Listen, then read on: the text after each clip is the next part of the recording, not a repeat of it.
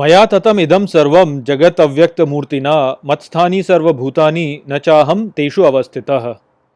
नमस्कार मित्रों। ये जो श्लोक है भगवत गीता के 9वें अध्याय का चौथा श्लोक है, जिसे हम आज गहराई से समझेंगे। तो आइए सबसे पहले इसके अर्थ को समझते हैं। तो जो श्लोक है वो कहता है, मया ततम इदम सर्वम, अर्थात मेरे द्वारा विस्तृत है ये सारा।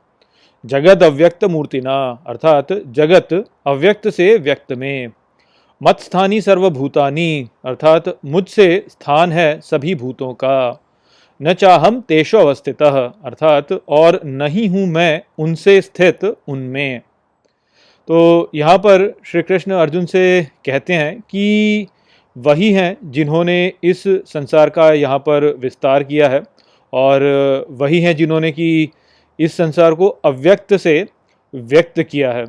आगे फिर वो कहते हैं कि उनसे ही वास्तव में सभी भूत यहाँ पर उत्पन्न हुए हैं, किंतु ये जो संसार है इसमें कोई भी ऐसा भूत नहीं है जिस तक कि वे सीमित हैं। तो यहाँ पर श्री कृष्ण बलपूर्वक ये कह रहे हैं कि वही हैं जो कि इस संसार का निर्माण करते हैं और इसे अव्यक्त से व्यक्त करते हैं, और वही हैं जिनमें कि सभी भूत यहाँ पर स्थित हैं, किंतु वे किसी एक भूत तक सीमित नहीं है। तो जो हम एक भूल करते हैं कि हम ये सोचने लगते हैं कि कोई एक वस्तु है वो दिव्य है और कोई एक दूसरी वस्तु है जो कि दिव्य नहीं है, तो वो जो हमारा सोचना होता है वो वास्तव में एक उचित भाव नहीं है। हम इस संसार में ये नहीं कह सकते कि ये वस्तु जो है ये दिव्य है और ये वस्तु दिव्य नहीं है।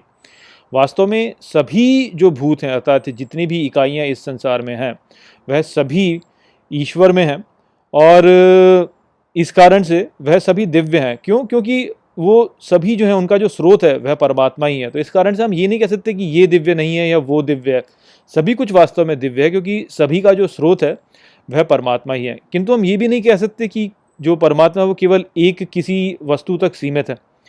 तो हम ये नहीं कह सकते कि केवल जो हमें अच्छा लगता है उसी में परमात्मा सीमित है। परमात्मा सर्वव्यापी है, तो सभी में परमात्मा है, किंतु परमात्मा सीमित नहीं है। तो आप जब कभी ऐसा कहते हैं कि अच्छा ये दिव्य है और वो दिव्य नहीं है, तो आप उस समय पे एक बहुत बड़ी भूल कर रहे होते हैं। और ऐसी भूल आप इसलिए कर रहे होते हैं क्योंकि हमारी जो एक प्रवृत्ति होती है वो ये होती है कि हम अपनी मान्यताओं के अनुसार इस सृष्टि को देखते हैं, और जो कुछ भी ऐसा होता है जो कि हमारी मान्यताओं के अनुकूल होता है उसको हम बोलते हैं कि ये दिव्य है, और जो जो भी हमारे मान्यताओं के प्रतिकूल होता है उसको हम कहते हैं कि ये दिव्य नहीं है। क्योंकि जब हम किसी ऐसी इकाई से या किसी ऐसे व्यक्ति के संपर्क में आते हैं जो कि हमें शांत करता है, अर्थात जो कि हमारे मान्यताओं के अनुकूल है, तो उस शांति का जो भाव हम अनुभव करते हैं उससे हम उसको ईश्वर से जोड़ने लगते हैं और कहते हैं कि इसमें ईश्वर है। और वहीं पर जब कोई ऐसा व्यक्ति हो या कोई ऐसी वस्तु हो जिसको देखकर हमारे मन में अशांति उत्पन्न होती हो, तो तब हमें लगता है कि हम ईश्वर से दूर हो गए, और इस कारण से हम फिर बोलते हैं कि अच्छा ये हमारे लिए दिव्य नहीं है।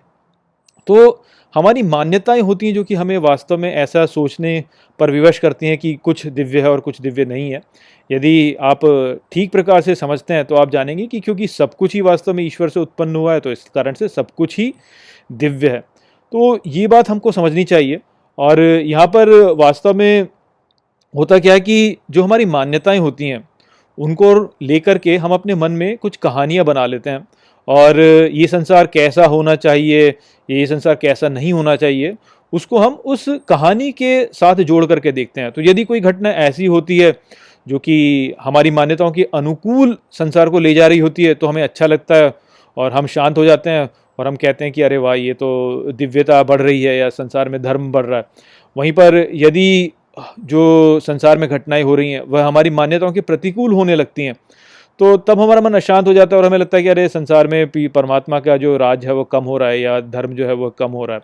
तो इस प्रकार से हम वास्तव में अपनी मान्यताओं के अनुसार अपनी कहानियाँ बना लेते हैं, और उन कहानियों के द्वारा हम इस संसार को देखते हैं, और फिर हम जो है उसको उसी के अनुसार उसका मूल्यांकन करने लगते हैं और कहते हैं कि अच्छा ये ऐसा हो रहा है या वो वैसा हो रहा है। वास्तव में क्या है? वास्तव में तो कर्म ही है, केवल कर्म तो हो ही रहा है। कर्म केवल वो प्रक्रिया है जिसके द्वारा ये जो दिव्य यज्ञ है इस संसार का वह आगे बढ़ता जा रहा है, और जो भी जीव हैं इस संसार में, जो भी भूत हैं इस संसार में, वह दिव्य की ओर अग्रसर होते जा रहे हैं।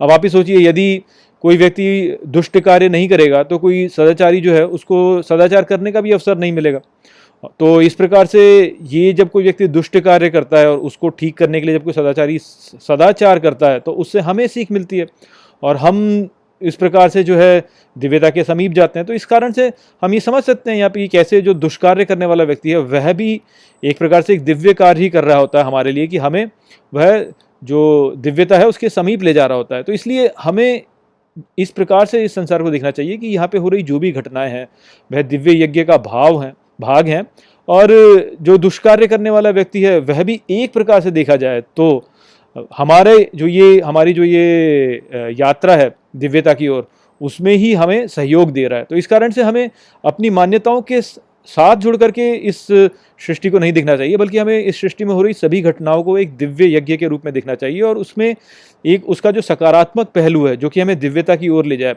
उसकी ओर देखना चाहिए, ना कि उसके नकारात्मक पहलू की ओर हमें देखना चाहिए। उसके नकारात्मक पहलू की ओर यदि हम देखेंगे तो हमारा मन व्याकुल होगा, अशांत होगा, ईश्वर से दूर जाएगा।